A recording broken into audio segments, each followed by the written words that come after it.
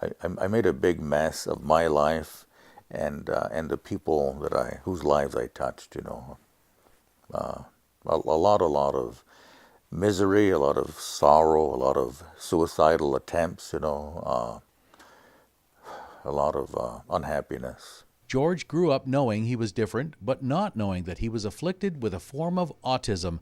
He had few friends and spent most of his time alone, and growing up he would struggle with employment and relationships. I've always been afraid and fearful. And today, I mean, I realize it's anxiety, but anxiety is like an outward manifestation of fear.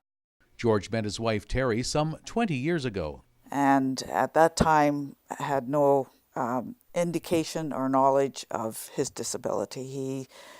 He did very well covering it up when he needed to, and so it's been an interesting road to travel down. When George had a seizure in 2006, he was sent to Veterans Hospital, where he was diagnosed with Asperger's, a form of autism. When the experts tell you that there's something wrong with you, I guess you feel better in a strange way.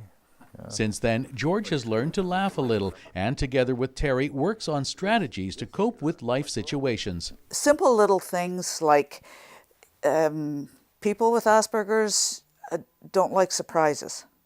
So when we go to a restaurant, for instance, George always sits facing the traffic in the restaurant so that nobody can come up behind him and surprise him, because he is very impulsive and spontaneous and truthful. And so sometimes things don't quite come out the way he wants them to. The people who have Asperger's syndrome, past and present, all of them struggle with social interaction, getting along with other people, whether it's just one-on-one or in a group. I mean, that's why it's important to catch it early, right? I mean, depending on the severity, right? But if you don't catch it early, and if the boy has like moderate to severe Asperger's, he's going to have a miserable life, and whoever he touches, it'll probably be negative, George does excel in some aspects of life, especially in academics,